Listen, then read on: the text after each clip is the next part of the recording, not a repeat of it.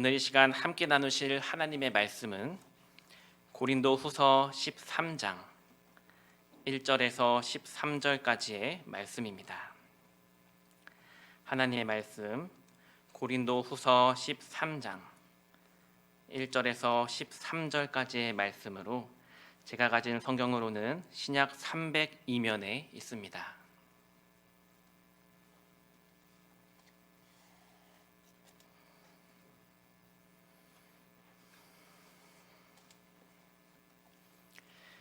고린도후서 13장 1절에서 13절까지의 말씀을 함께 봉독하겠습니다. 내가 이제 세 번째 너희에게 가리니 두세 증인의 입으로 말마다 확정하리라. 내가 이미 말하였거니와 지금 떠나 있으나 두 번째 대면하였을 때와 같이 전에 죄 지은 자들과 그 남은 모든 사람에게 미리 말하노니 내가 다시 가면 용서하지 아니하리라. 이는 그리스도께서 내 안에서 말씀하시는 증거를 너희가 구함이니 그는 너희에게 대하여 약하지 않고 도리어 너희 안에서 강하시니라. 그리스도께서 약하심으로 십자가에 못 박히셨으나 하나님의 능력으로 살아계시니 우리도 그 안에서 약하나 너희에게 대하여 하나님의 능력으로 그와 함께 살리라. 너희는 믿음 안에 있는가? 너희 자신을 시험하고 너희 자신을 확증하라. 예수 그리스도께서 너희 안에 계신 줄을 너희가 스스로 알지 못하느냐? 그렇지 않으면 너희는 버림받은 자니라. 우리가 버림받은 자 되지 아니한 것을 너희가 알기를 내가 바라고 우리가 하나님께서 너희로 악을 조금도 행하지 않게 하시기를 구하노니 이는 우리가 옳은 자임을 나타내고자 함이 아니라 오직 우리는 버림받은 자 같을지라도 너희는 선을 행하게 하고자 함이라. 우리는 진리를 거슬러 아무것도 할 수 없고 오직 진리를 위할 뿐이니 우리가 약할 때에 너희가 강한 것을 기뻐하고 또 이것을 위하여 구하니 곧 너희가 온전하게 되는 것이라. 그러므로 내가 떠나 있을 때에 이렇게 쓰는 것은 대면할 때에 주께서 너희를 넘어뜨리려 하지 않고 세우려 하여 내게 주신 그 권한을 따라 엄하지 않게 하려 함이라. 마지막으로 말하노니 형제들아 기뻐하라. 온전하게 되며 위로를 받으며 마음을 같이하며 평안할지어다. 또 사랑과 평강의 하나님이 너희와 함께 계시리라. 거룩하게 입맞춤으로 서로 문안하라. 모든 성도가 너희에게 문안하느니라. 주 예수 그리스도의 은혜와 하나님의 사랑과 성령의 교통하심이 너희 무리와 함께 있을지어다. 아멘. 오늘 본문에서 바울은 세 번째 방문과 관련한 마지막 권면을 하며 고린도 교회를 향한 편지를 마무리하고 있습니다. 그런데 이전에 바울이 고린도 교회를 향하여 보여준 태도와는 달리 다소 강한 어조로 이야기를 하고 있는 것을 보게 됩니다. 먼저 1절을 시작하며 바울은 구약의 신명기 19장 15절의 말씀을 인용하는데 그 말씀은 다음과 같습니다. 사람의 모든 악에 관하여 또한 모든 죄에 관하여는 한 증인으로만 정할 것이 아니요 두 증인의 입으로나 또는 세 증인의 입으로 그 사건을 확정할 것이며 라고 이 말씀을 인용하며 전에 죄를 지은 자들이 여전히 죄 가운데 머물러 있다면 그들을 심판할 것이다 라고 이야기를 합니다. 바울이 이미 말한 것 그리고 전에 지은 죄라는 것은 오늘 본문 앞장에 있는 12장 20절과 21절에 기록된 말씀으로 다툼과 시기, 분냄과 당짓는 것, 비방거림과 수군거림, 거만함과 혼란, 더러움과 음란함, 호색함을 회개하지 않는 태도입니다. 여기에 나열된 죄의 항목들이 우리에게 다소 특별해 보이지만 결코 그렇지 않습니다. 이러한 범죄들은 흉악범들이나 강력한 범죄를 저지르는 범죄자들이 저지르는 것이 아니라 우리 일상 가운데 우리도 흔히 저지를 수 있는 범죄들을 나열하고 있습니다. 하나님을 떠난 사람들, 또 하나님을 믿지 않는 사람들, 또 하나님의 사랑이 결여된 사람들에게 흔히 나타나는 증상들이기도 합니다. 그런데 중요한 것은 이미 고린도 교회는 바울을 통해 이 하나님의 복음을 받아들였고 또 그리스도의 이름으로 용서를 받았고 구원을 경험한 자들인데 왜 여전히 아직 그들은 회개하지 않았을까? 그들의 삶은 돌이키지 않았을까라는 점입니다. 바울은 그러한 모습을 보고 슬퍼할까 두렵다라고 고백하며 12장을 마쳤는데 여기서 한 가지 우리가 생각해 보아야 할 점은 이러한 문제가 과연 고린도 교회만의 문제일까라는 것입니다. 우리는 새벽 설교부터 지금 오후에 이르기까지 그동안 약 한 달에 거쳐서 고린도 후서의 말씀을 묵상했는데 오늘 마지막 13장을 나누면서 여러분들은 어떠한 마음이 드시나요? 이 고린도 후서를 그동안 1장부터 살펴오면서 오늘에 이르기까지 고린도 교회 참 문제가 많은 교회네, 바울이 참 힘들었겠네 라고 생각되시나요? 만약 이렇게 읽혀졌더라면 우리는 다시 고린도서를 살펴보아야 할 것입니다. 왜냐하면 우리 역시 이 본문에 나와 있는 고린도 교회 성도와 다를 바 없는 연약한 존재이기 때문입니다. 우리 또한 얼마나 사소한 문제로 다투고 시기하고 분내고 또 교만해지고 또 당짓는 것, 호색함, 음란함의 모습들이 우리 안에 얼마나 많이 있습니까? 이러한 모습을 우리는 회개하며 나아가야 합니다. 주님께서 내가 다시 가면 용서하지 아니하리라 라고 말씀하시기 전에 우리는 회개하고 이 죄에서 돌이켜야 하는 것입니다. 하나님은 사랑이시고 자비로우신 분이기 때문에 마치 우리의 죄를 한없이 용서해 주시는 분이라고 착각할 수 있지만, 물론 하나님은 사랑이시고 무한하며 영원 불변하시지만 하나님의 뜻을 어떻게든 깨닫게 하셔서 우리로 하여금 회개하게 하시는 분입니다. 그 회개할 기회를 주시는데 분명하게 회개하지 않는 자들에 대해서는 심판하시는 하나님이라는 것을 오늘 본문을 통해 가르쳐주고 있습니다. 그렇다면 바울의 이러한 권면을 들은 고린도 교회 성도들은 어떤 반응을 보였을까요? 그들은 회개하며 돌아왔을까요? 그들의 잘못을 뉘우치고 바울이 전한 복음을 붙잡고자 애썼을까요? 그들은 오히려 오늘 3절 본문을 보면 내 안에서 말씀하시는 증거를 구하였다라고 말합니다. 바울에게 당신이 진정 사도라면 스스로 그것을 증명해 보시오. 예수님이 당신 안에 말씀하고 있다라는 것을 우리에게 증명해 보시오라고 요구한 것입니다. 바울이 그리스도의 복음을 잘 전하고 있는지가 아니라 바울의 외적인 조건들로 바울의 사역을 방해하고 그의 사도권을 비판하고 있는 것입니다.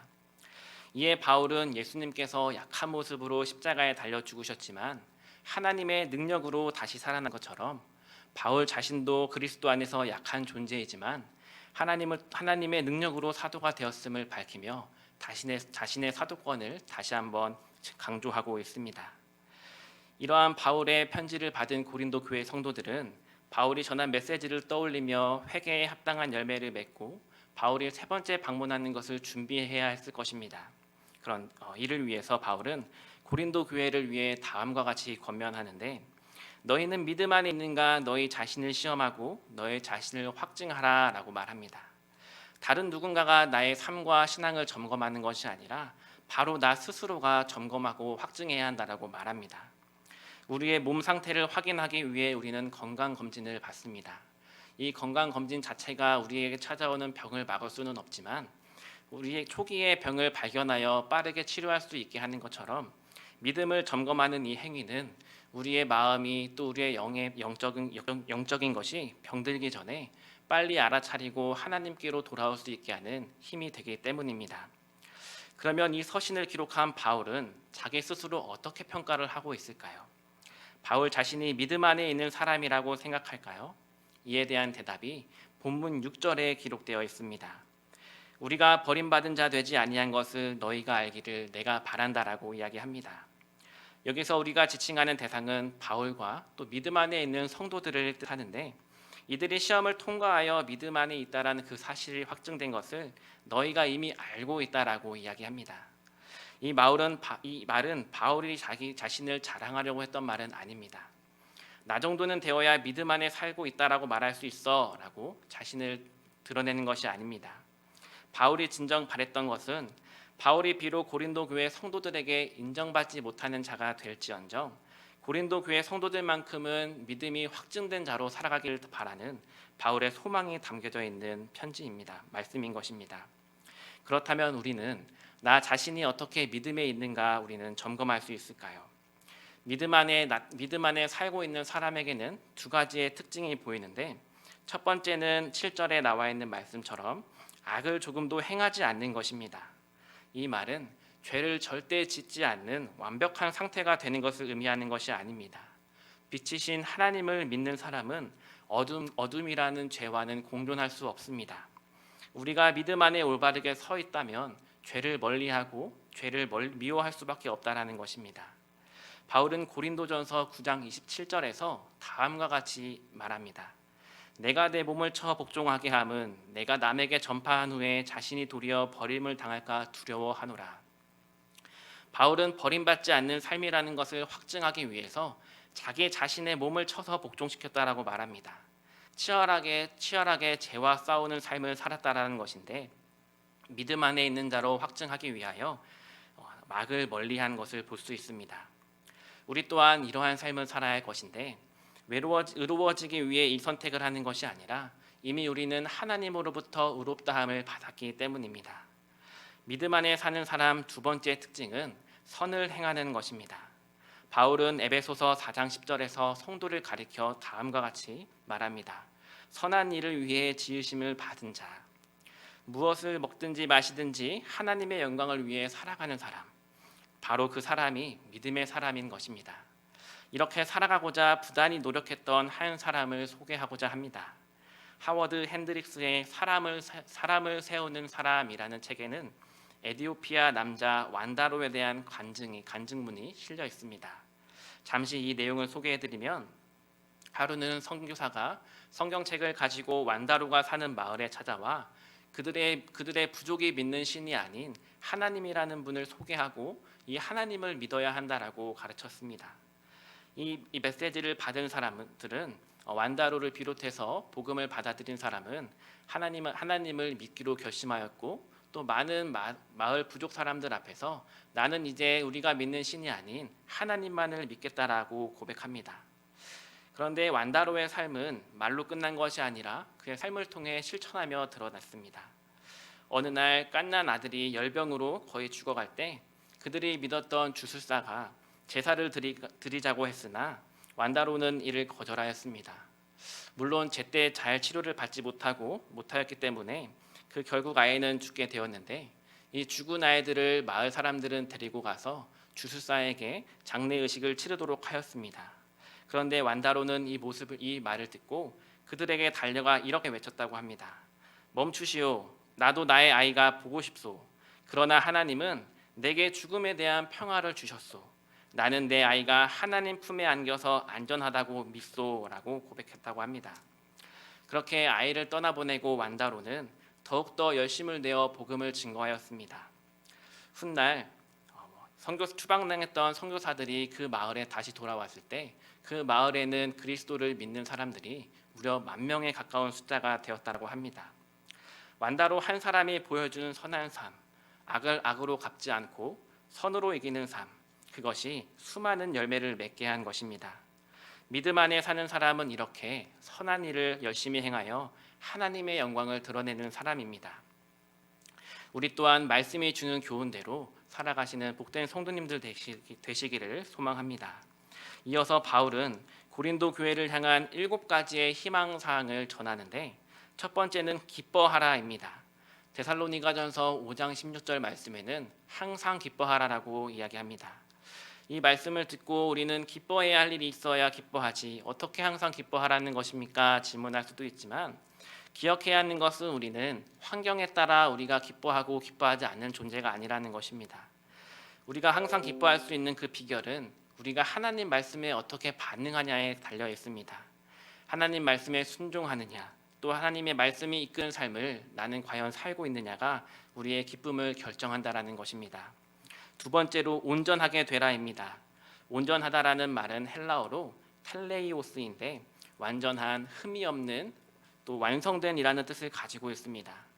사실 우리는 연약한 존재이기에 이와 같은 완성된 모습을 살아갈 수는 없지만, 우리가 나아가야 할 방향이 무엇인지 그리스도의 장성한 분량에 이르기까지 우리는 최선을 다해 살아가야 함을 이야기하고 있는 것입니다. 세 번째로 위로를 받으라이며, 또 네 번째는 마음을 같이 하는 것입니다.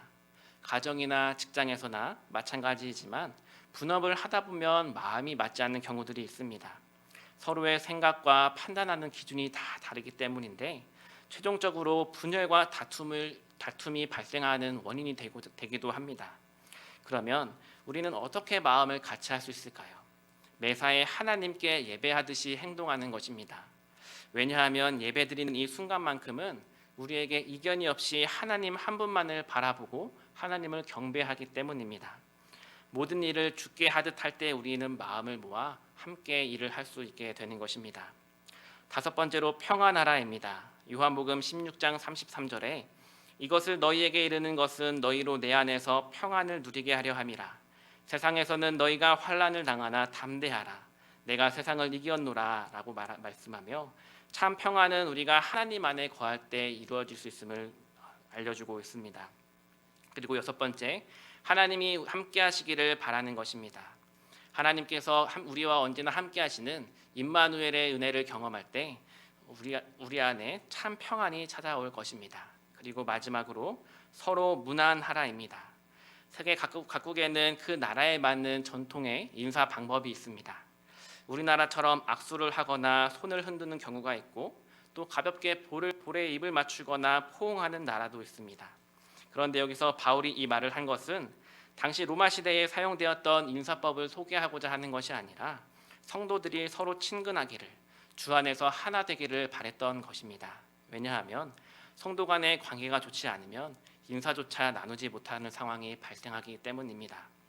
이렇게 7가지의 희망사항을 전달한 바울은 우리가 축도 때 자주 듣는 13절의 말씀을 전하며 고린도 후서를 마칩니다. 자신의 사도성을 부인하며 속을 썩였던 고린도 교회 성도를 향해 이렇게 애정 어린 축복의 기도를 할 수 있었던 것은 하나님의 사랑이 이미 바울 안에 자리하고 있었기 때문입니다. 그리고 그 사랑은 고린도 교회 성도들을 향하여 나아가고 있었습니다. 바울은 예수 그리스도의 은혜와 사랑이 얼마나 크고 위대한지 깨달았고 또 수많은 성령의 경험과 또 많은 역사를 체험함으로써 자신에게 주어진 그 하나님의 사랑을 고린도 교회에게 나눠주고 싶었던 것입니다. 말씀을 정리하겠습니다. 우리는 고린도후서 전체를 살폈는데 이 편지 안에는 갈등과 분노와 또 안타까운 마음, 또 애통해하는 바울의 여러 가지 감정이 담겨져 있습니다. 바울이 이토록 간절한 편지를 쓰는 것은 앞서 말씀드렸듯이 그들을 사랑하기 때문입니다. 자신이 전한 사랑을 통해 그들이 온전하게 하나님 앞에 세워지기를 간절히 바랬기 때문입니다. 무엇보다 예수님께서 바울을 찾아오셔서 먼저 그러한 삶을 보여주셨기 때문입니다. 교회를 핍박하고 불순종한 죄인으로 살았던 바울이 하나님의 그 사랑을 경험하였기에 모든 아픔과 희생을 감수하고 고린도 교회를 섬길 수 있었던 것입니다. 마찬가지로 저와 여러분에게도 이러한 믿음의 삶이 주어지기를 소망합니다. 날마다 풍성하게 채워주시는 하나님의 은혜와 사랑을 내 마음으로 믿어 입으로 시인하여 하나님의 거룩한 교회를 섬기고 또 열심을 내어 복음을 전하는 하나님의 자녀가 되시기를 간절히 소망합니다.